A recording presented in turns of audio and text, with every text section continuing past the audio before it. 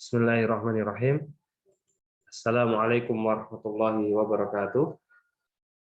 Bagaimana kabarnya anak-anak sekalian? Semoga kita semua selalu berada dalam lindungan Allah Subhanahu wa taala.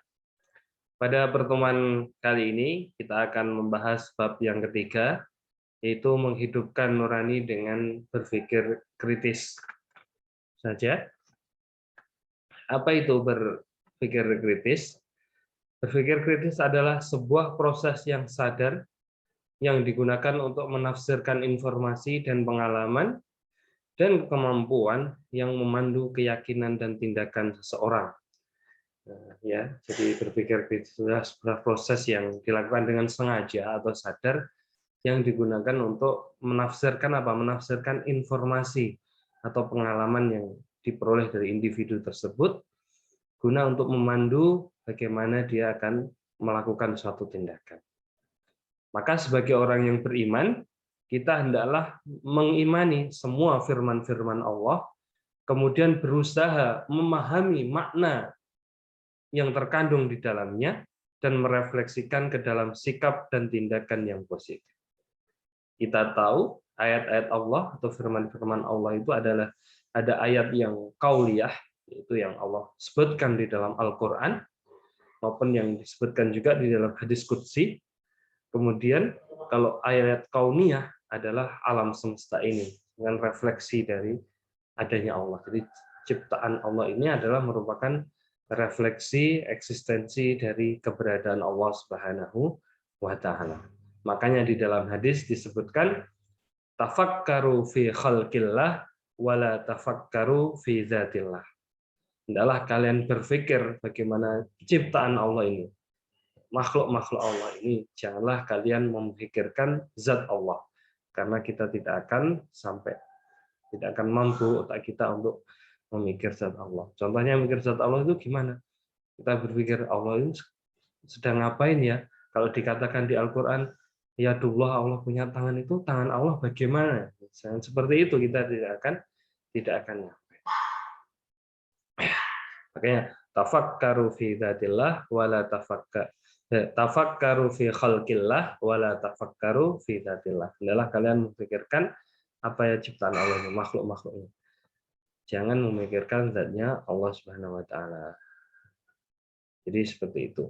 Orang beriman itu adalah dia mengimani semua firman-firman Allah Subhanahu wa taala, baik ayat yang qauliyah maupun qaumiyah, kemudian berusaha memahami makna yang terkandung di dalamnya. Berusaha untuk menganalisisnya, memahami bagaimana kandungan maknanya. Tidak cukup itu, harus merefleksikannya ke dalam suatu sikap tindakan yang positif, yaitu berbuah dengan amal soleh. Semakin menambah keyakinannya dengan melihat ciptaan Allah yang begitu luar biasa ini, seorang muslim, seorang mukmin seharusnya tambah iman dan juga tambah amal solehnya. Dasarnya mana? Dasarnya di Quran surat Ali Imran ayat 190 dan 191. Kita baca. A'udzubillahi minasyaitonirrajim. Inna fi khalqis samawati wal ardi wa ikhtilafil laili wan nahari laayatin liulil albab.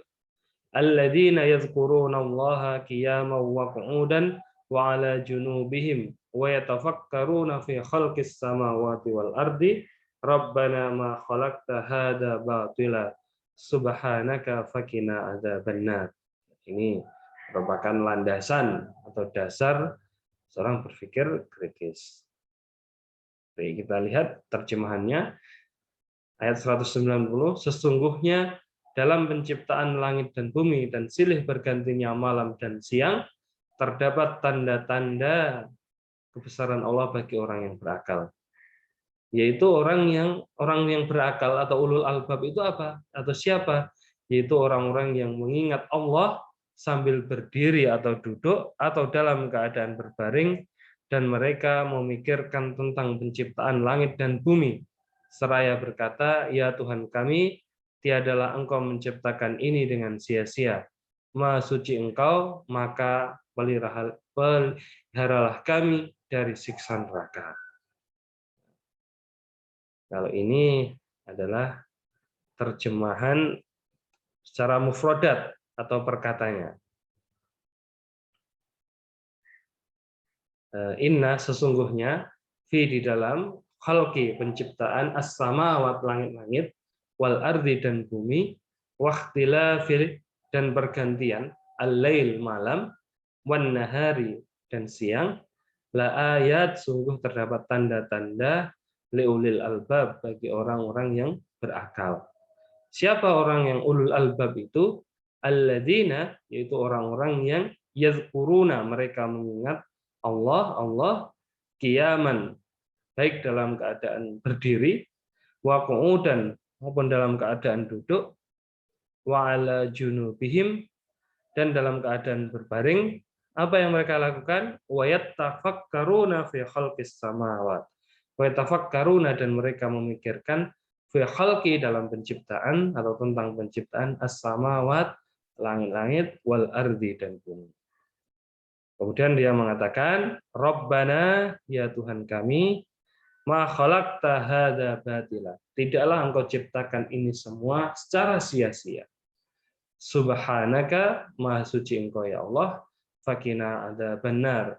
Lindungilah kami dari siksa api neraka atau dari azab.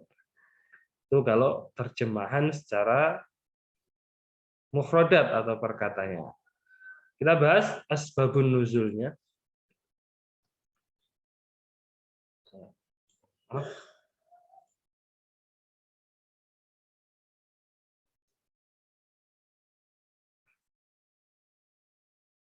Asbabun nuzul dari surat Al-Imran ayat 190 dan 191 adalah Imam At-Tabari dan Ibnu Abi Hatim meriwayatkan dari Ibnu Abbas radhiyallahu anhu bahwa orang Quraisy mendatangi kaum Yahudi dan bertanya, bukti-bukti kebenaran apa yang dibawa Musa kepadamu? Kemudian dijawab, tongkatnya dan tangannya yang putih bersinar bagi yang memandangnya.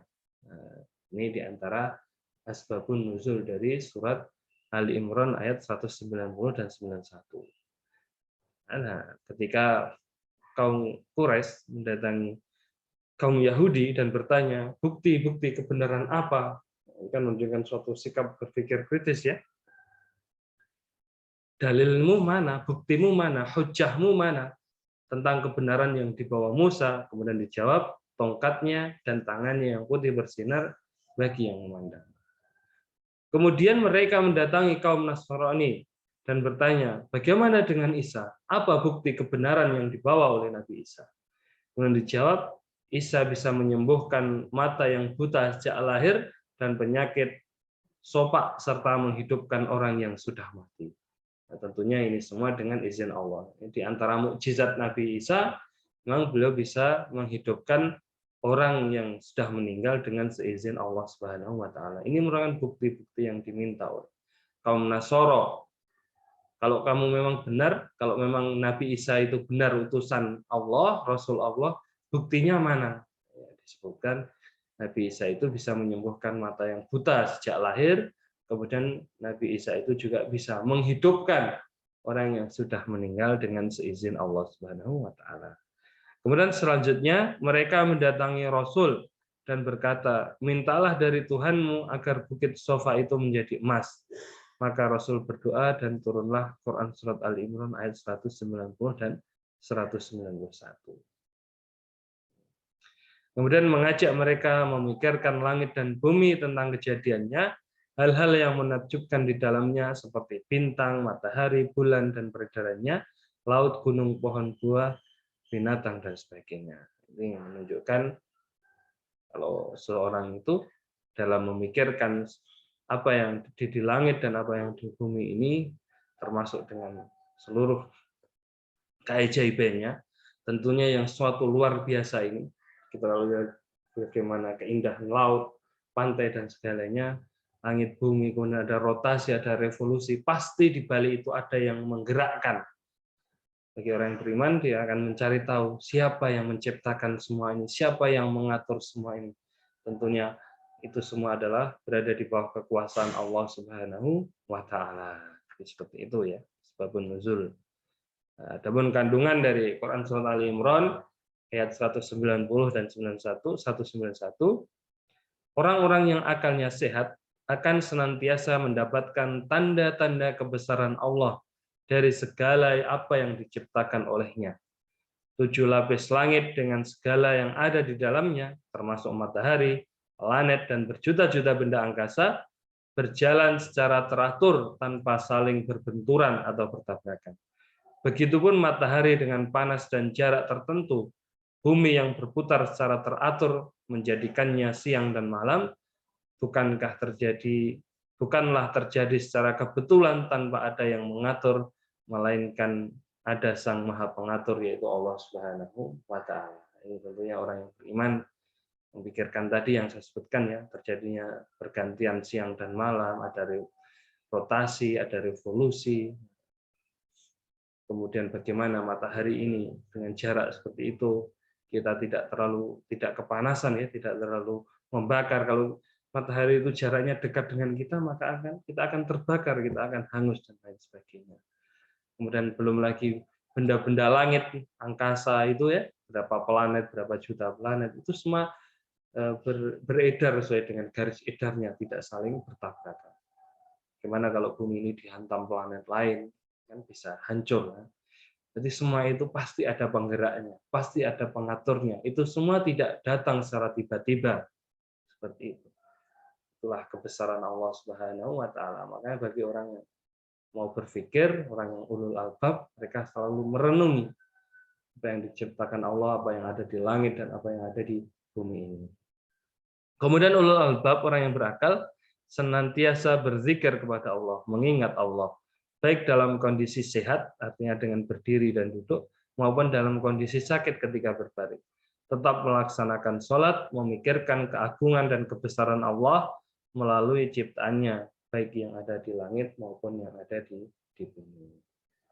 Itu karakteristik ulul albab, selalu memikirkan ciptaan-ciptaan Allah, baik dalam kondisi sehat ketika dia berduduk maupun berdiri, kemudian maupun dalam kondisi sakit dia selalu ingat kepada Allah, selalu tetap melaksanakan sholat.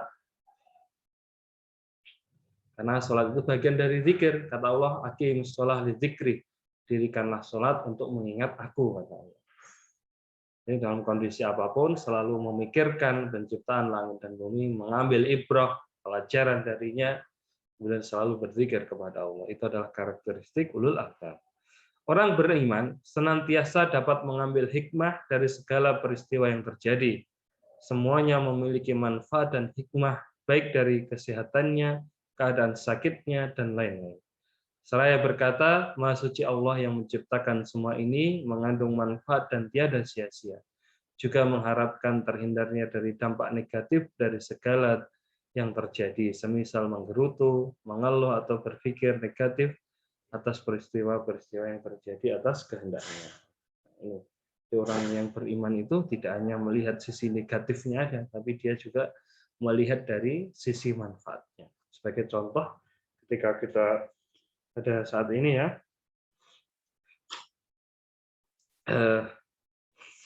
wabah corona seperti itu, maka kita jangan lihat dari sisi negatifnya aja, tapi juga kita lihat dari sisi positifnya. Dengan adanya virus corona ini, kita mengajarkan, Allah mengingatkan kepada kita supaya apa? Supaya kita hidup bersih seperti itu. Iya kan? Kita mencuci tangan, kemudian menjaga jarak, memakai masker. Bukankah kebersihan itu juga bagian dari iman? At-tahuru nisful iman, dikatakan kebersihan itu adalah setengah dari iman. Makanya dengan ujian corona ini, jangan membuat kita hanya berpikir negatifnya saja, tapi kita juga ambil dari sisi positifnya. Di antara lain juga dengan corona ini kita semakin dekat dengan keluarga.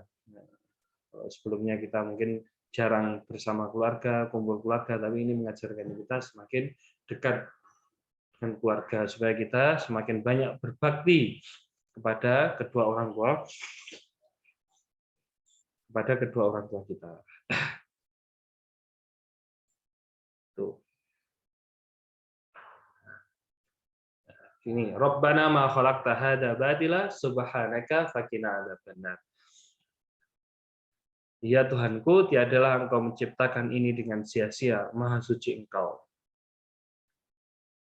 Fakina ada benar, maka hindarkanlah kami dari siksaan di neraka. Berdasarkan ayat tersebut, Allah memerintahkan kepada umat manusia agar mempergunakan akalnya untuk memikirkan ayat-ayat Allah. Disinilah letak berpikir kritis bagi kita. Adapun ciri-ciri ulul albab adalah pertama, bersungguh-sungguh dalam menggali ilmu pengetahuan. Ini contoh penggalian ilmu pengetahuan dari Al-Quran. Misalnya, ketika manusia mendaki atau berada di ketinggian, mendaki gunung, makin tinggi maka makin sulit baginya untuk bernafas. Karena tekanan udara berkurang 1 derajat setiap kali ia naik 100 meter. Ternyata ini semua sudah dijelaskan di dalam Al-Quran. Dikatakan bahwa, dan barang siapa yang dikehendaki Allah kesesatannya, niscaya Allah menjadikan dadanya sesak lagi sempit, seolah-olah ia sedang mendaki langit. Begitulah Allah menimpakan siksa kepada orang-orang yang tidak beriman.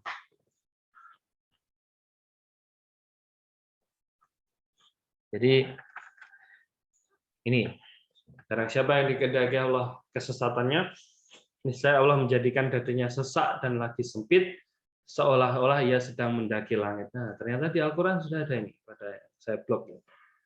Jadi semakin dia mendaki ke atas, yang lebih tinggi atau mendaki gunung misalnya, maka nafasnya ini dia akan semakin sulit untuk bernafas. Karena apa? Karena tekanan udara berkurang 1 derajat setiap kali ia naik ke 100 meter. Nah, ini dijelaskan di Quran surat Al-An'am ayat 125. Kemudian bagaimana Allah menciptakan segala sesuatunya berpasang-pasangan ini? Dan segala sesuatu kami ciptakan berpasang-pasangan supaya kalian mengingat kebesaran Allah. Di Quran surat Az-Zariyat ayat 49. Kata berpasangan dalam Al-Quran bermakna laki-laki dan perempuan. Bahkan atom juga berpasangan. Nah, ini atom juga ada positif, ada negatif ya. Ada proton ya, atom bermuatan positif, dan ada elektron atau atom bermuatan negatif. Ada kekuatan menolak dan kekuatan menarik berpasangan dalam berbagai bentuk. Di surat Yasin juga Allah sebutkan, Maha suci zat yang telah menciptakan pasangan-pasangan semuanya, baik dari apa yang ditumbuhkan oleh bumi dan dari mereka, maupun dari apa yang tidak mereka ketahui. Jadi semuanya ini Allah ciptakan makhluknya itu berpasang-pasangan.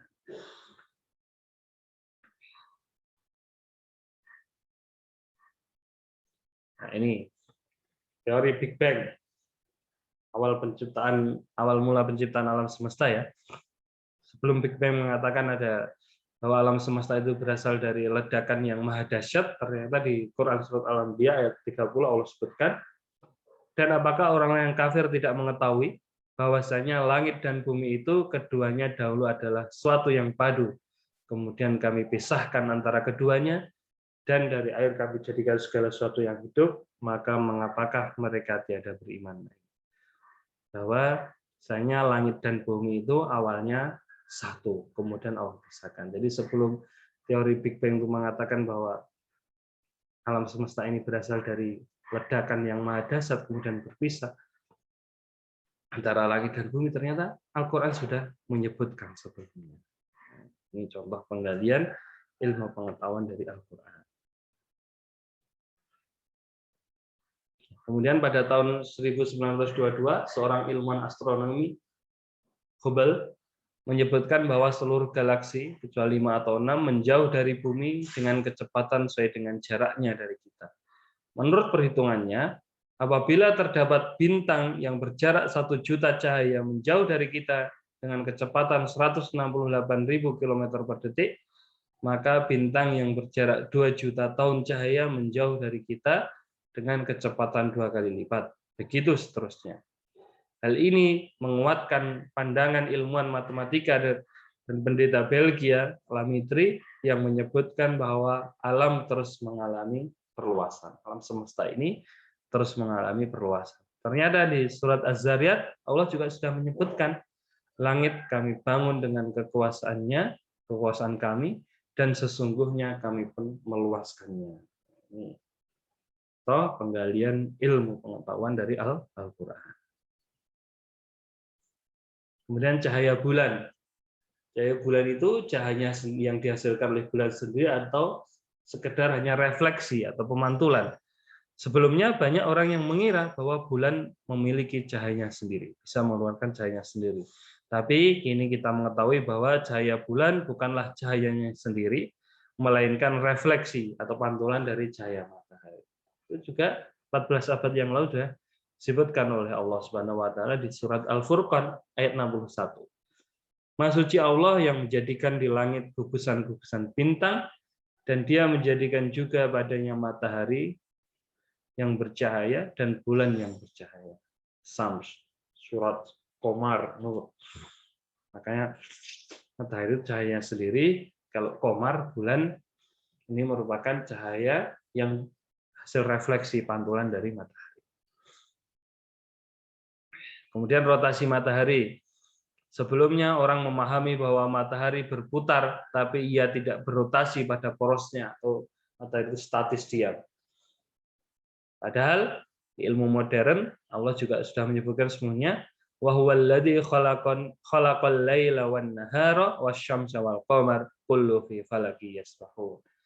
Dan Dialah yang telah menciptakan malam dan siang, matahari dan bulan, masing-masing dari keduanya itu beredar di dalam garis edarnya. Artinya matahari juga melakukan rotasi sesuai dengan garis edarnya.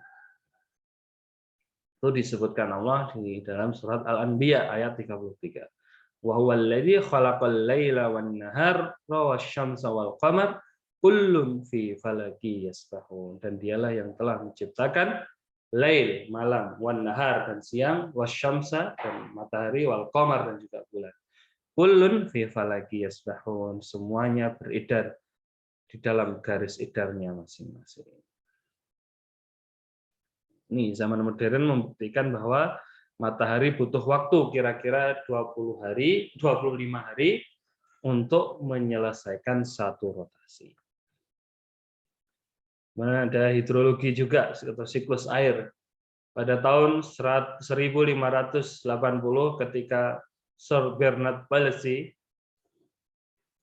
membicarakan tentang siklus air untuk pertama kalinya tentang evaporasi atau penguapan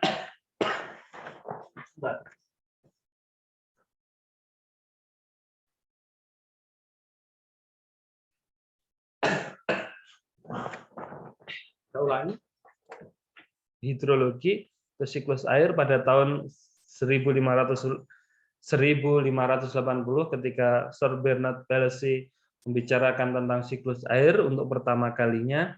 Itu tentang apa? Evaporasi atau penguapan air laut. Nah, ini ya, siklus hujan ya. Air laut itu mengalami evaporasi, penguapan, dan jadi awan, sinar matahari di sini. Kemudian ada mendung nanti ya, menggumpalnya. Ini ada hujan, ada salju, dan kembali lagi ke sungai.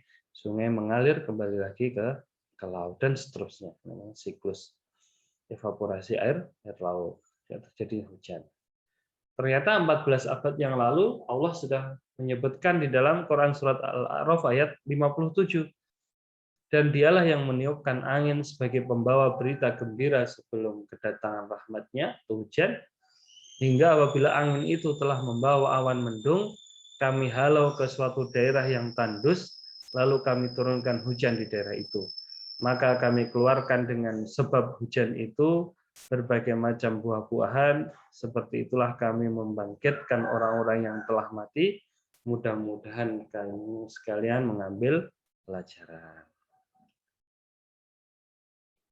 Dan juga pada geologi ya, muka bumi. Para geologis berkata bahwa dalamnya muka bumi adalah 300.780 mil. Bagian intinya panas dan cair. Bagian luarnya kerak tipis, hanya 1-20 mil tebalnya.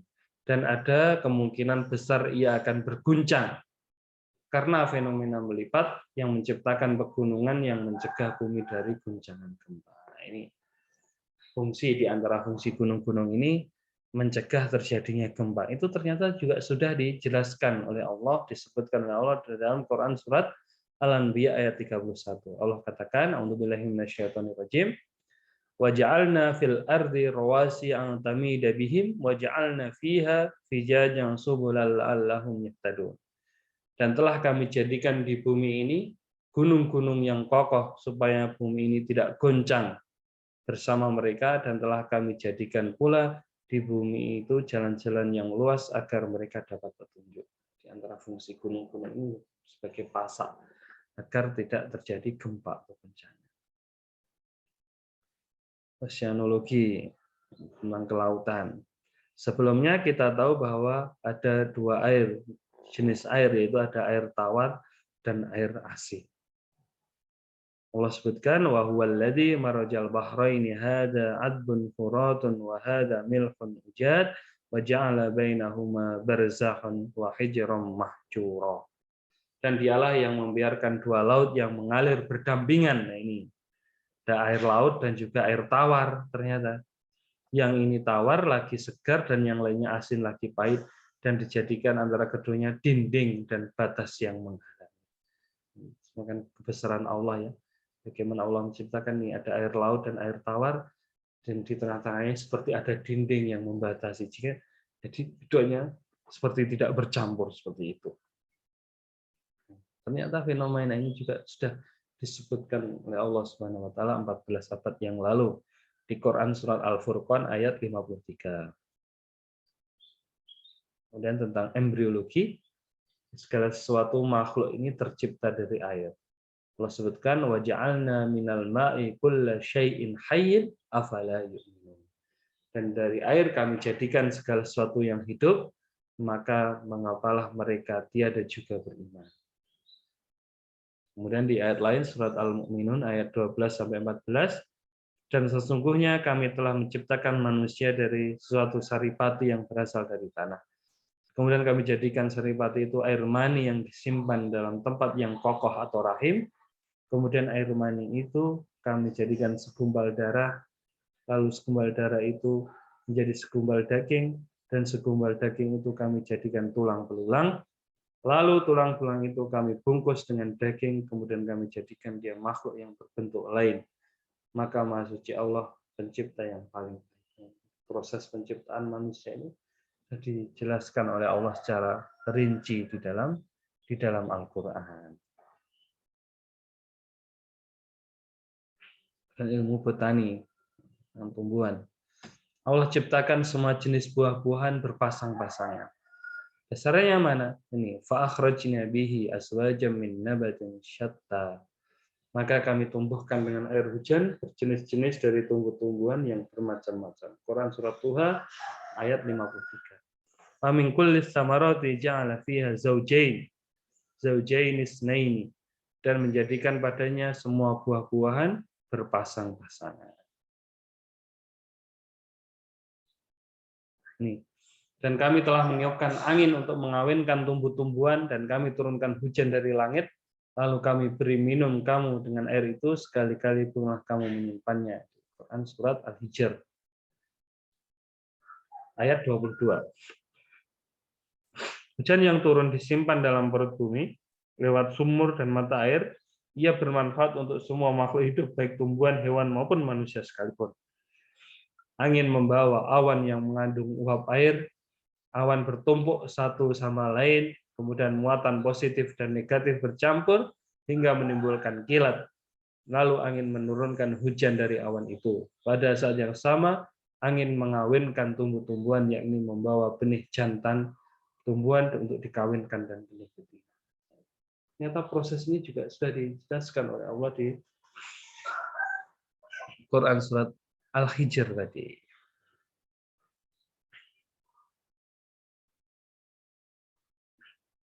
Zoologi tentang hewan ya, binatang dan burung-burung hidup dalam komunitas bagaikan manusia.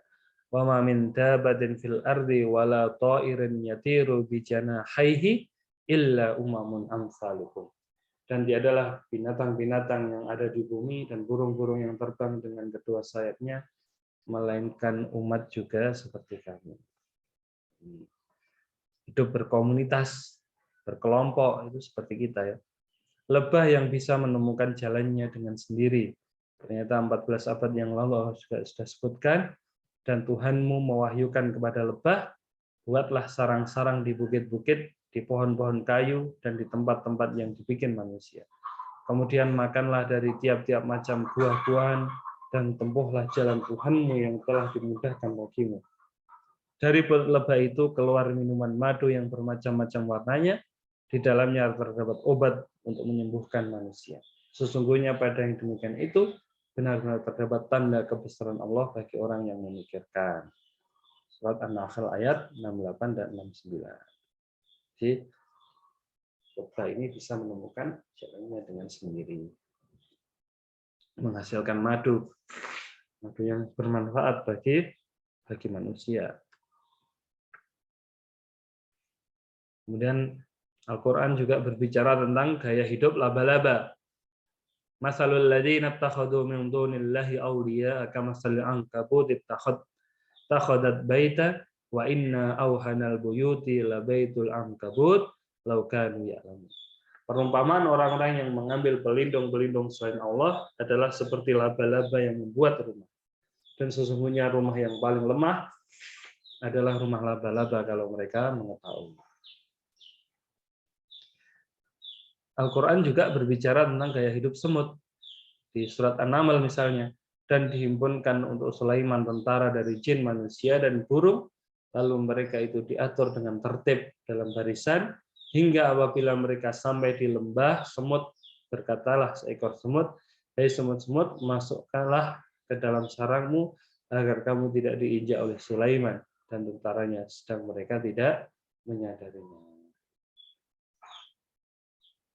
Oke, kemudian juga ada reseptor rasa sakit di kulit kita. Seorang peneliti dari Thailand, Tagatat Tejasen, meneliti bahwa kulit memiliki reseptor rasa sakit yang bertanggung jawab terhadap rasa sakit. Setelah mengetahui hal itu, disebutkan dalam Al-Quran 14 abad yang lalu, ia akhirnya masuk Islam. Mu'alaf ya. Ternyata apa penemuannya itu bukan suatu yang baru, tapi itu semua sudah dijelaskan di dalam Al-Quran. Apa? Di surat An-Nisa ayat 56, sesungguhnya orang-orang kafir kepada ayat kami, kelak akan kami masukkan mereka ke dalam neraka. Setiap kali kulit mereka hangus, kami ganti kulit mereka dengan kulit yang lain, supaya mereka merasakan azab. Sesungguhnya Allah Maha Perkasa lagi Maha Bijaksana. Siapa yang menyebutkan itu semua di dalam Al-Quran? Ini ya Musa, inni anallah rabbul alamin. Tentu hai Musa, sesungguhnya aku adalah Allah, Rabb bagi semesta alam. Siapa yang menyebutkan tadi ilmu pengetahuan dalam Al-Quran? Tentu Allah Subhanahu wa Ta'ala, Rabb, penguasa, pengatur al-alamin, semesta ini. Kemudian ciri yang kedua dari ulul albab, selalu berpegang teguh pada kebaikan dan keadilan. Itu orang yang memiliki akal. Orang yang berakal adalah orang yang berpegang teguh pada kebaikan dan keadilan. Selain dia memikirkan tentang wahyu-wahyu Allah tadi, memikirkan secara mendalam firman-firman Allah, yang kedua selalu berpegang teguh kepada kebaikan dan keadilan, bukan kepada kezaliman. Dan ketiga, teliti dan kritis dalam menerima informasi, teori ataupun dalil yang dikemukakan oleh orang lain. Maka seorang yang ulul albab itu adalah seorang yang teliti dalam menerima informasi. Dia tidak gampang percaya kepada suatu informasi kecuali dia harus melakukan tabayyun. Dikatakan kan di dalam Al-Qur'an itu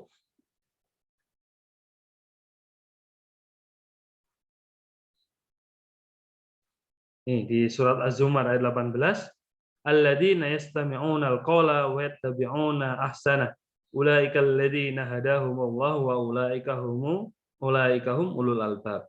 yaitu mereka yang mendengarkan perkataan lalu mengikuti apa yang paling baik di antaranya. Mereka itulah orang-orang yang telah diberi petunjuk oleh Allah dan mereka itulah orang-orang yang punya akal sehat atau ulul albab. Jadi mereka dalam mengelola informasi itu mereka akan mencari kebenarannya, mencari tahu kebenarannya. Mana informasi ini yang paling bagus, paling benar. Setelah itu mereka baru mengikutinya. Maka dia harus melakukan check and recheck. Maka di ayat lain Allah sebutkan in ja'akum fasikum binaba'in fatabayyan. Jika orang munafik datang membawa berita, orang fasik datang membawa berita, jangan langsung dipercaya, tapi lakukan tabayyun. Check and recheck. Dicek dulu kebenarannya dari berita tadi. Orang yang ulul albab begitu, dia akan mencari informasi yang terbaik, paling benar, kemudian baru mengikutinya. Kemudian keempat, sanggup mengambil pelajaran dari sejarah umat terdahulu. Jadi orang yang ulul albab itu, mereka bisa mengambil ibrah dari pengalaman umat-umat terdahulu. Contohnya, bagaimana kaum Ad, kaum Samud yang diazab oleh Allah karena mereka tidak mau. Mereka membangkang kepada Allah, tidak mau beriman kepadanya. Maka dalam orang yang ulul albab itu, kalau melihat, oh akibat orang yang tidak beriman itu begini, maka dia akan menjadi orang yang beriman. Mereka bisa mengambil ibrah dari pelajaran dari umat-umat terdahulu. Kelima, istiqomah dalam melaksanakan sholatul lail, sholat malam. Yang keenam, mereka punya takut kepada Allah. Itu adalah ciri ulul albab. Adapun manfaat dari berpikir kritis, yang pertama, memiliki banyak solusi jawaban ide kreatif, membiasakan diri berpikir kritis akan melatih siswa memiliki kemampuan untuk berpikir rasional, berpikir dan bertindak reflektif secara spontan, memiliki banyak-banyak ide cerdas dan inovatif serta out of the box. Nah ini orang kalau memiliki berpikiran kritis, manfaatnya dia menjadi pribadi yang kreatif. Kalau siswa ya dia menjadi siswa yang kreatif, bisa berpikir rasional dan sebagainya. Inovatif, ada pembaruan dalam pemikirannya, serta out of the box, berbeda dengan yang lainnya. Memiliki sisi novelty atau kebaruan. Kemudian yang kedua, mudah memahami pikiran, memahami sudut pandang orang lain. Berpikir kritis membuat pikiran menjadi lebih fleksibel, tidak kaku dan dalam mengutarakan pendapat. Nah ini, saat berpikir kritis itu membuat seorang menjadi terbuka, tidak menganggap bahwa pemikirannya saja yang benar, pemikiran orang lain salah, tidak seperti itu. Orang yang berpikir itu akan terbuka, mudah bisa melihat sudut pandang orang lain seperti itu. Dan yang ketiga, memperbanyak kawan dan rekan sejawat yang baik. Kemudian yang keempat, mampu berpendapat secara mandiri dengan memiliki pikiran yang kritis. Seseorang akan dapat memunculkan ide-ide gagasan serta solusi penyelesaian masalah yang baik. Makanya orang yang berpikir kritis itu ketika dia mendapatkan masalah, maka dia akan bisa berpikir mandiri, berusaha untuk mencari solusi dalam menyelesaikan masalahnya tersebut. Kemudian yang kelima, menemukan peluang dan kesempatan baru dalam segala hal, bisa dalam pendidikan, pekerjaan, atau bisnis dan usaha. Inilah merupakan manfaat dari berpikir kritis. Kemudian bagaimana cara menerapkan perilaku berpikir kritis? Yang pertama, tidak mudah menerima informasi tanpa ditelusuri kebenaran. Tadi saya sebutkan tabayun. Jadi setiap mendapatkan informasi, dia harus check and recheck dulu. Dari mana asalnya, kemudian isinya, kontennya seperti apa, tujuan informasinya seperti apa. Dia harus menggali semua itu. Misalnya kalau dia mendapat share-sharannya, di HP-nya, di WA-nya, di grupnya, dia tidak langsung mudah menge-share kembali orang lain, tapi dia harus lihat dulu bagaimana informasi ini benar atau valid atau enggak, ini asalnya dari mana, tujuannya apa. Nah, itu melakukan tabayun, check and recheck suatu informasi yang sama dari lanjutan dari poin A. Kemudian yang ketiga, mengedepankan substansi yang lebih penting daripada gaya bahasa. Kadang orang itu tertipu dengan retorika bahasa, tapi dia tidak melihat kontennya. Yang kita lihat terus kontennya, isinya itu seperti apa. Jangan mengutamakan covernya. tetapi kita harus mengutamakan isi daripada cover. Kemudian yang keempat, menguasai dan mampu mempertanggungjawabkan atas informasi yang diberikan kepada orang lain. Kalau kita meng-share informasi kepada orang lain, maka kita harus bertanggung jawab atas informasi itu. Ketika kita ditanya ini asalnya dari mana, ini sumbernya mana, ini intinya apa, isinya apa, kontennya apa, tujuannya apa kamu share ke saya, misalnya kita harus bisa menjawab, mempertanggungjawabkan itu semua. Kemudian mengembangkan, mencari alternatif solusi atas suatu permasalahan. Kalau kita berpikir kritis tadi, muncul ide-ide kreatif, inovatif dalam memecahkan masalah. Kemudian tidak berjalan di tempat stagnan atau pada zona nyaman, comfort zone, melainkan mempunyai inisiatif dan kreativitas. Jadi tidak hanya statis, tidak hanya stagnan, tidak hanya diam saja, tidak hanya berada di zona nyaman, tapi dia akan banyak melakukan ide-ide kreatifnya seperti itu. Hada wallahu a'lam bishawab. Mungkin ini penjelasan dari sikap berpikir kritis dari bab 3. Mari kita tutup dengan doa kafaratul majelis. Subhanakallahumma bihamdika asyhadu an la ilaha illa anta astaghfiruka wa atubu ilaik. Assalamualaikum warahmatullahi wabarakatuh.